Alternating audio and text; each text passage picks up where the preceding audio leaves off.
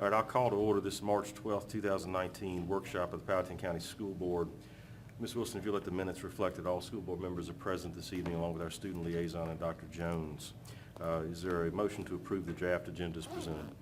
So moved. Have a motion. Is there a second? Second. We move straight to the motion. Is it necessary to make any amendments or changes to this? All right. All right, hearing none. Motion is second. All in favor, please respond with aye. Aye. Any opposed? Motion carries 5-0. Takes us to our public comment period of the workshop. This is an opportunity for individuals wishing to address the school board to come forward and be heard. There is a time limit of 3 minutes per individual or 5 minutes per group with a total 30-minute time limit. We would ask that any speakers address their comments to the board as a whole and not to individual board members. Public comment period is open.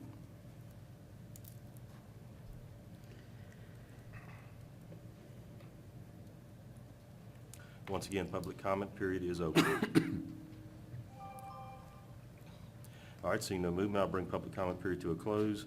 Dr. Jones, that takes us to the first of 3 presentations for the workshop. Yes, thank you, Mr. Chairman. First, we have a budget update. We are presenting at this point a balanced budget based on the numbers from the state that we received as the General Assembly has moved forward and completed the budget process. If we could pull up the presentation, Ms. Wilson. And this is a presentation that you've seen a few times, so I'm just going to run through a couple of the changes and updates so that you are aware of them. If you have any other questions on any of the other slides, I'm happy to go through those as well. If we could start on slide 9.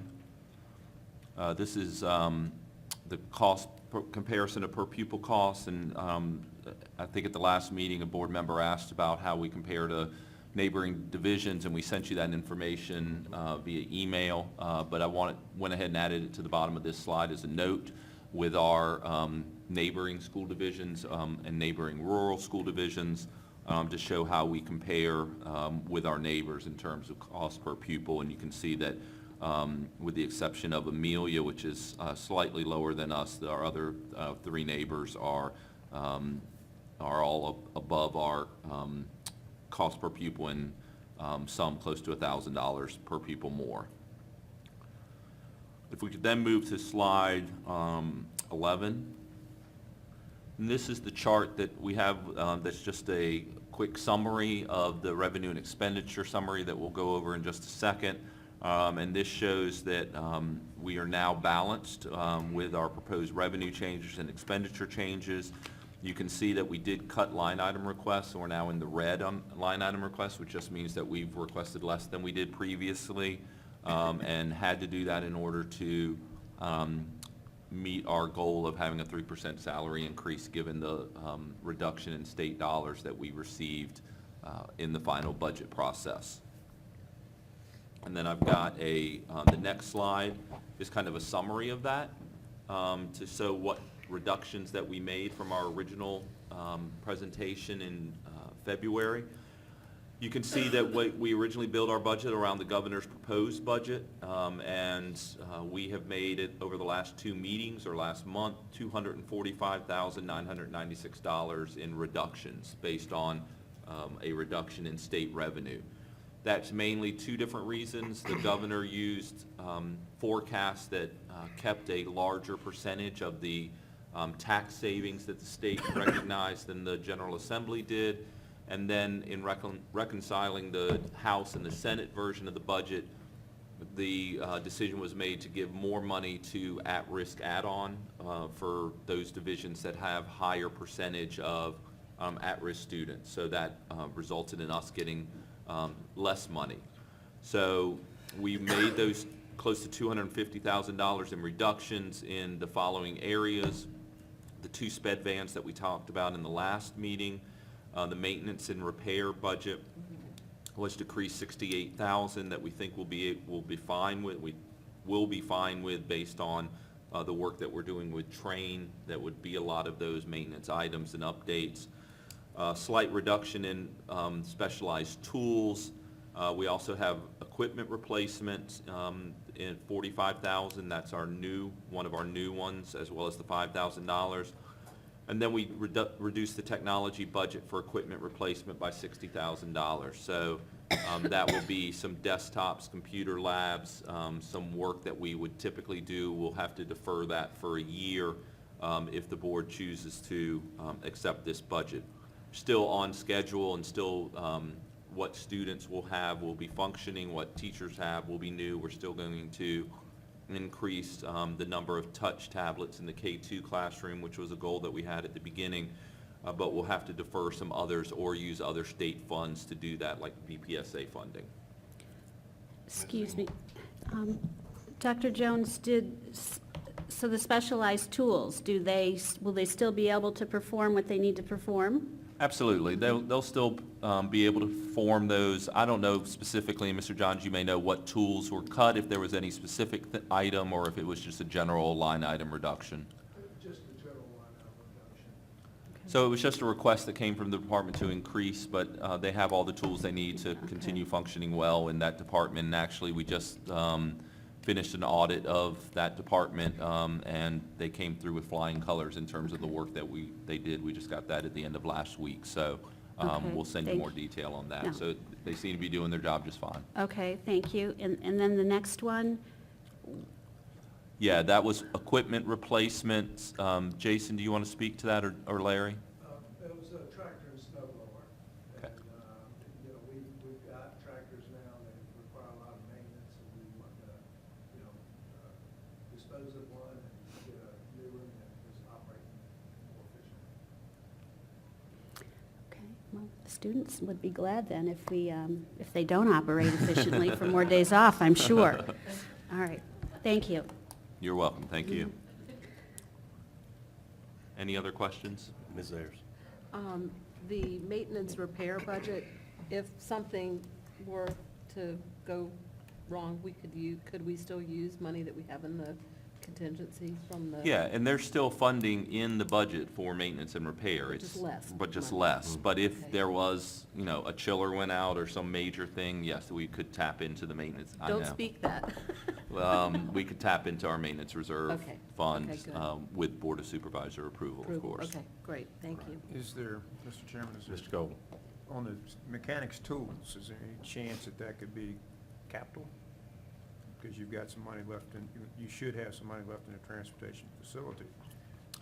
I don't know what kind of tools they are, whether they're a permanent tool that you mount to the floor, or whether they're Right. hand tools. Yeah. But I think these are hand tools. I don't know that they could be considered capital, but They are hand tools. You know, a lot of cars today, you have to have specific tools for that car. And so we have the tools to work on them, but we have more than one mechanic. So it's nice to, have more than one specific type of wrench. And that's basically what we're talking about. We can still get the job done. It's just more efficient if you've got two identical vehicles, that you can have two mechanics doing that job at the same time. So that's really all that is. thank you. okay. And then the last slide is the same slide that we've seen for the last several meetings with the budget priorities organized around our strategic plan. And all of those still remain in the budget as we currently are presenting it to the board. So Excuse- Mrs. I'm Eames? sorry, Dr. Jones. Jeez.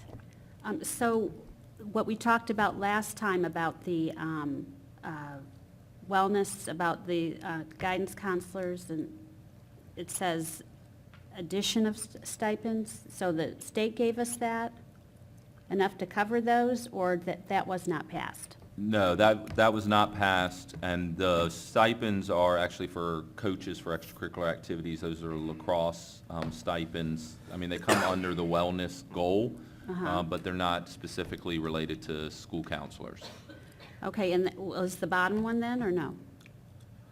The bottom one is, that FTE is for additional lead teacher in SPED that is going to handle out of district placements, working with community organizations to free up our SPED lead Oh, right. teachers in the schools to do more social Right. emotional learning and Okay. additional behavior Okay, supports. so the guidance counselor one didn't pass, and then the extra one for safety, School safety, that did not pass as well? We do not have any specific money for school safety, earmarked for school safety in the budget. So we did carve out an additional 25,000 that we're going to work with the Sheriff's Department to provide some extra coverage at the elementary schools. Okay. Well, last meeting you didn't know yet. Right, So yeah. I just wanted to find out. Thank you. All right, Mr. Cole, did you have comments or a question? Just that it's commendable that we've been able to do what we've done. And I'm hoping that we don't have any surprises in the future in terms of funding sources, that everything that we are planning on at this point is going to come through, specifically the local money. We're hopeful as well. We haven't had any indication, but, you know, we do present the budget to the Board of Supervisors next week in our joint workshop. Right. And I think, you know, just for transparency's sake, if we do receive less local funding, we would have to start cutting into these priorities, which would be less funding for our teachers or these positions that we've identified as the absolute priorities that we need. That would be the next things that would have to go from the budget in order to balance it. All right. Okay? That's all I have. We do have the budget hearing tonight at 7 o'clock, so hopefully we'll have some people come and give us some other input, and then we are slated to have approval of the budget at the next meeting. All right, so before we leave this topic, any other questions or comments for Dr. Jones? All right, hearing none, sir. Do you want to go over the category budget real quick, Larry, since it's the first time that they're seeing that? Yes, please. That would be great. Certainly. Because this is a document you're actually approving next meeting, hopefully.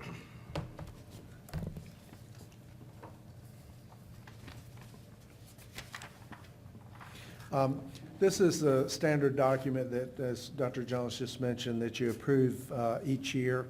And basically, all that we've done is spread the raises out to the categories that need to be in, have made the adjustments to the line items by categories.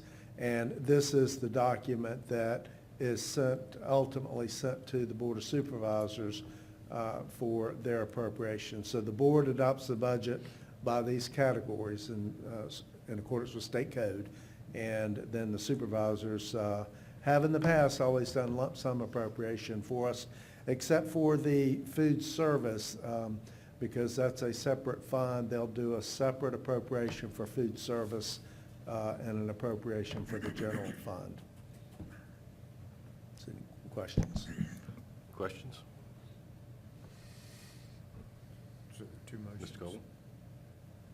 There are two motions Two we have motions. to tonight. Right. Not tonight. Tonight It's is at for the next. information, but when we ask you to recommend that you adopt the budget, I'll have those motions written on the bottom of this There we go. page in the agenda item for the board's consideration on the 26th of March. There you go. All right, thank you. I was looking for them and I didn't see them. Yes, sir. I was asking.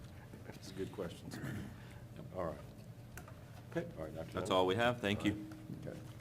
The next presentation that we have is, we have a video of the various outstanding Black History activities that we had in each of our schools. Dr. Prince, do you want to introduce the video? Good evening.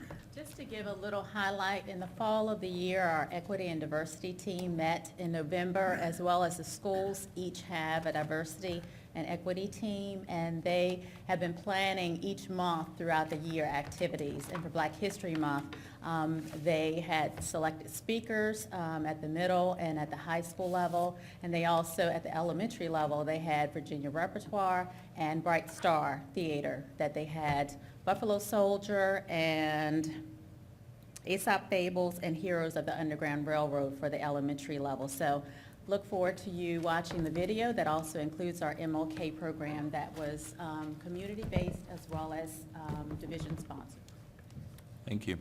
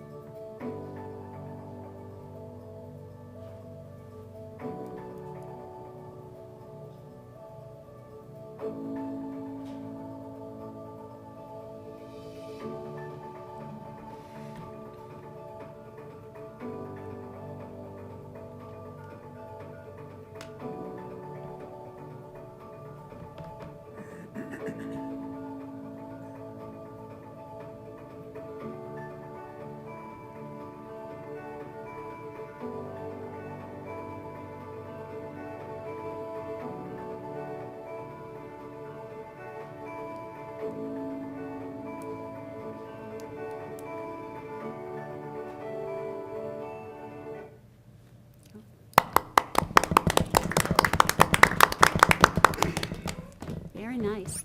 Nice job. Who put the video together, did you say? It was Maury Pace, I believe. Very nice job. At the high school. Nice job. Yep, our coordinator of innovative learning. I'd like to just give a quick shout out to Dr. Prince, who's done a really nice job with our Equity and Diversity Committee. It's really one of the cornerstones, major new initiatives of our strategic plan, and she's done a great job of facilitating that group. The group has done a really nice job, not just during this 1 month, but throughout the year, and have good plans for the remainder of the year to really build equity, recognize equity and diversity in our buildings, which we know is very, very important. So we have a lot of people on that committee, both staff members, students, and community members, and they're really doing some outstanding work, I think making us stronger. So thank you, Dr. Prince. Thank you. Good Wonderful, job, Dr. thank you. Prince. All right. Good job. And then can we put that on the website? Yep, that will be on the website Okay. after the meeting tonight, Okay. and so that people can see it as well. Great, thank you. Yep. And then the last presentation that we have for you this evening is an update on assessment and accreditation. We wanted to give you a quick refresher as we're heading into accreditation and testing season. There are a lot of changes with the new accreditation system in place, and we wanted to give you a quick update before we dive into that season of what our students and our staff will be working with in terms of getting used to the new accreditation system. Dr. Alejandro? So as Dr. Jones said, just a little bit about the impact of these new changes to accreditation and assessment. As you will recall, we did a presentation a while back about the 2017 standards of accreditation, and in the presentation, the photo on the right is a link to a document that is in the DOE, on the DOE website about the new standards of accreditation that were adopted in 2017. Our 2018 accreditation that we are currently under was determined by using both the old standards that were left over from 2015 as well as these new standards. The new accreditation will begin this year using just those 6 quality indicators at elementary and middle school and 9 school quality indicators at the high school level. So we'll see full implementation of that this year. And 5 of the school quality indicators at all levels are determined solely by SOL test performance. So what changes happened in assessment for each of the levels? At elementary level, we're going to continue testing SOLs in math and English, and math and reading rather, at grades 3 through 5, and science and history at grade 5. And this is just SOL assessment. We certainly have our own internal assessments and performance tasks that we do in support of those tests. And then also this year that's new is that schools will receive credit for students who have growth year over year in both English or math. So students who tested and may not have passed at 4th grade, may not have passed at 5th grade, but grew between 4th and 5th grade will receive credit as a passing score for that. At middle school, we'll see SOL testing continuing in math and reading in grades 6 through 8. We'll have writing in grade 8, which is starting this week, and science and history. Students will test upon completion of physical science. That's a cumulative test for content in grades 6 through 8, and when they complete civics. So those are regular tests that will continue. Also at the middle school level, there is scoring for growth or making progress in English and math. And for high school credit courses, students can earn a verified credit towards graduation for their world history course. At middle school, because there is no federal or state requirement for history testing under the new standards of accreditation. So there's no impact. So they can earn that verified credit and complete their requirement for SOL testing at the middle school level. 8th graders who are enrolled in earth science completed their middle school SOL testing when they tested that end of course test as 7th graders when they completed that integrated science curriculum. So they're all finished with that middle school testing. At the high school level, current 9th graders are under the new system of testing. So they have been able to reduce the number of required tests and required verified credits for graduation. So the old advanced studies diploma is no longer 9 credits for current 9th graders. It's only 5 credits. And for the standard diploma, it was 6 credits. It's now 5 credits. So reduced testing for our 9th grade students. Our current 10th through 12th graders are still subject to the old verified credits, but once they have met their graduation requirements, they don't take any additional tests. So under the old system, if you were enrolled in any course that there was an SOL test associated with that course, you tested. That is no longer true. Once students meet their graduation requirements for verified credits, they are not able to test at all anymore. We also have expanded the locally awarded verified credits to include all content areas, and biology is a required test for all students at the high school level for federal accountability measures, so that all students will be taking the biology test. And again, they may not continue testing once graduation requirements have been met. So what does that mean? What that means is implications for our testing. This is a grid that was designed by the high school administration so that we could track students based on when they enrolled in ninth grade, whether they were on an advanced studies diploma or a regular diploma, standard diploma, and whether or not they had started high school credits at the middle school level or not, and what kinds of tests they were required to take. So you can see that it's a very complex matrix that the students have to follow, as well as the administrators, when they are determining what tests the students are taking. Also, along with that grid, there are some implications for graduation, and those are, we've had to create specific individualized plans for testing for every single student. So this is a sample at the bottom of what that looks like for students, and you'll see that there are all sorts of codes that they're using, whether or not they need to take a test for graduation, whether they are under the old standards or the new standards, if they are testing or if they are enrolled in several courses that are have required SOL tests in the past, but they're only allowed to take one this year because they might meet their graduation requirements once they take the first test. You can see that it's a very complex system. So they've done a great job at the high school level creating this personalized plan for all 10th through 12th graders to make sure that they're tracking for graduation. And at the end of every single day of the testing window in the spring, they will have to regroup and revisit whether or not students are allowed to take the next test for which they were eligible. So it adds a whole layer of organization and monitoring for our high school staff for that. And then there are some implications for accreditation. Dr. Alejandro, could I just interrupt for a second if I could, please? You're aware that there was a bill under consideration in the General Assembly from Senator Newman that would have just established one SOL test in each content area. That bill was defeated, unfortunately, or didn't pass.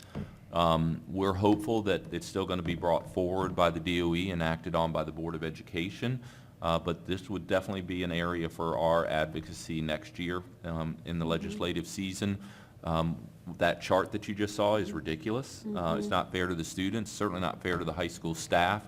It would be much simpler and more fair if everybody knew they took biology, U.S. history, geometry hopefully, and English reading, and that was it. And then everybody would be on the same playing field. We wouldn't have all these choices and decisions, and the school would benefit because every kid would take the same test instead of some kids taking tests in the middle school and so forth and so on. So we're going to still advocate for that, and I think that would be something that we would need to keep in the back of our minds as we move forward next year. If it doesn't get handled as regulatory, in a regulatory way by the Board of Education, then it's something that I think we need to advocate pretty strongly for legislatively.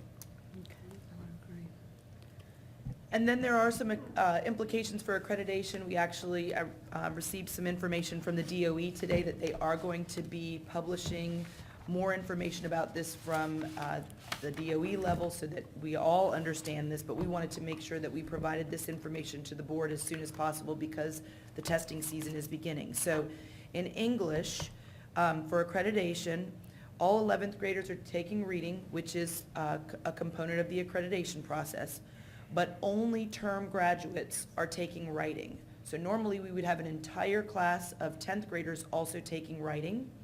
Term graduates are students who are preparing to graduate above 10th grade, who have not yet passed the writing test, so we don't have a lot of those. So it's a significant reduction in the numbers of students who are taking the English test. That's because we have determined that we are going to use performance-based assessments for our students, and they are already taking those, but they will not be calculated into the accreditation numbers until they complete all 3 components of the performance-based assessment for writing. In math, we also have a reduced number of testers at high school. In the past, we would have tested every Algebra 1 student, every geometry student, and every Algebra 2 student. This year, the only students who are being tested are all 9th graders because they have to take a test for math when they enter, as well as any 10th or 11th graders who are not already meeting their verified credits. So there are lots of our students who have passed algebra and geometry already, who are enrolled in Algebra 2, who will not be testing. That's great news for us for a reduced testing, from a reduced testing perspective. But it will impact the number of testers that we have that may impact our accreditation numbers. So just wanted you to be aware of that. Similarly, in science, we will have a reduced number of testers in science.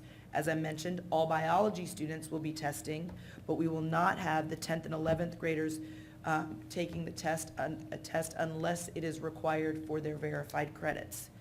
And then a reduced number of testers at middle school. The 7th graders in integrated science are testing. The 8th graders in science 8 are testing, but those earth science students are not testing. And then in history, a reduced number of testers at high school. The 9th graders are testing in World History 1, but none of the 10th and 11th graders are testing in World History 2 or U.S. History unless it's required for graduation. So we'll see a significant drop in the number of students taking tests again, which is great that we're not over-testing students, but it may have an impact on our total denominator as we figure out accreditation. And just as a follow-up to this, SOL testing is really just one component of assessment that we do at the school level. We continue to recognize the positive things that are going on in all of our schools, different ways that we assess students. And I have given an example of our assessment plan that we have at the division level. Some of those include SOL tests, but they include some of our industry certifications that we do. It also includes VAS testing, which is a reading test that we do at the elementary level. So we want to, and some performance tasks that we do as well. So we want to make sure that you all know that while we are reducing testing from a state level, we are making sure that we are appropriately assessing our students to make sure that they are getting the information that they need and that they are successful. Questions for Dr. Alejandro? Mr. Chairman, Mrs. Emel? but we don't want to be testing them. I mean, we don't want to, just because we're losing some at the state level, we don't want to be adding more, So, right? Correct. And our balanced assessment program is not adding more. We are showing, just wanted you to see, yeah. actually, this is a significant reduction to what we've been overall testing as a division in recent years. We've continued to decrease the number of tests that we're taking. What our assessment process is looking like is much more balanced. So instead of a lot of multiple choice tests that we have, we're seeing more performance tasks, more authentic assessments, things that really allow students to show what they know rather than just bubble in something on a multiple choice test. Okay, thank you. Other questions or comments? Mr. Chairman, I have Mr. Cole? a fair number of questions, I Yes. guess. Explain to me the science sequence now, since we're moving, since earth science is not to be offered in the middle school anymore, is that my understanding? That will be starting in 2 years because we do still have some students who are on that track right now to take earth science over the course of the next 2 years in 7th and 8th grade because they started on that integrated track this year as 6th graders. So yes, we are phasing that out. When we have come through with the recommendations for this coming school year, and we're working with our current rising 9th graders, we have given them options. So we have looked at 3 different courses that would be appropriate for a rising 9th grader to take based on what their overall goals are for taking science. So that means they could take an earth science course, they could take a biology course, or they could take the environmental science course. But they still need 3 lab sciences to graduate? Is They that do, correct? and within 2 disciplinaries, so that would mean 2 biology plus a chemistry, or an earth science and an environmental science and a biology would count as 2 different disciplines. Okay. And, you know, your comment about the pool of students testing is, I don't think we can minimize the impact of that. I think we need to be aware that, you know, when we had everybody testing, we had a heterogeneous group. My feeling is, as we move to smaller and smaller numbers that are taking these tests because they need them to graduate, that group is going to be more skewed toward lower performers than higher performers, and we're probably going to see some significant changes in our, hopefully not, hopefully we'll continue to do the miracles we've been doing, but you know, I think that's important for all of us on the board to recognize. And then one last question, and it doesn't really have to do with this specifically, but student academic performance is a big component of teacher evaluation. So I'm assuming that we're going to substitute something else in now. I know we've had some things in there already in lieu of, to use instead of SOL tests, but I assume now that some of the people who've been using SOL tests will now have to shift to whatever that other criteria is to be on their teaching, as part of their teacher evaluation method. Yes, so about 2 years ago, we actually really opened up the conversation with our teachers about the evaluation system and about having them look at different ways of measuring student growth that was more relevant to their classroom instruction, instead of creating some sort of arbitrary pre-test and a post-test that didn't inform their direct instruction. And so we opened that up a little bit more 2 years ago, and this is in line with what we have offered as an option for teachers in their evaluation process. So we have moved away from that. There are still some teachers who use that for their student growth performance, but not as many as it used to be. Right. It's even an issue with our evaluation of the superintendent, because that's one of the things that we've been using, so we'll have to look also. And, but this, you know, I'm concerned about the amount of time it's going to take to monitor this. You know, our administrators have plenty to do, our guidance counselors have plenty to do. I'm not sure where we're going to squeeze time out to do this, but it's certainly an unwieldy looking chart. You've done a good job of trying to get it all on the same page, but I'm glad I'm not responsible for trying to track it down. Well, and I, again, very proud of the work that the high school has done, not just of tracking the students, but they've been conscious of the concerns about the reduced number of testers all year. And that has been an ongoing discussion for them with the teachers from an instructional level, to make sure that we are putting our best foot forward with all of our students who are planning to test, so that they can have the best outcomes. Thank you very much. Yeah, and Mr. Chairman, I will just add that this is a statewide concern. It's not just Yes. our concern, and it is expressed at every superintendent meeting that I go to. When I meet with the state superintendent once a month, we talk about it every month, that this is an issue, and it's going to penalize some high-performing high schools, whether it's just reduced numbers that the community isn't going to understand, or you know, in worst case scenario, not being accredited, or whatever the new term is. It's going to make a difference, which is why, I think the state superintendent's been hearing us, and that's why we were pushing for this legislative fix. So I'm hopeful that we'll be able to move forward with that, but it is a concern, and one that we're very cognizant of, and I think throughout the state, people realize that it's almost setting schools up for failure. It is. All right, Mrs. Ayers. I just want to reiterate what Dr. Jones is saying, because every conference I've attended, it is a universal concern. And what you're saying, because the law didn't pass, that the DOE needs to take charge of this and Right. do new accreditation standards, so schools are not penalized for implementing this very complicated system. I mean, I'm so proud of our school system for being on top of it, but, I mean, just the thought that doing such a great job is then gonna potentially penalize us is not, it's just not right. And it's not, it is universal across the state. Other questions or comments? I think it was several months ago, this board made a decision that we wanted to do annual and ongoing meetings with our delegate and senator representing us at the General Assembly, and this is certainly an item I think that we need to share with them.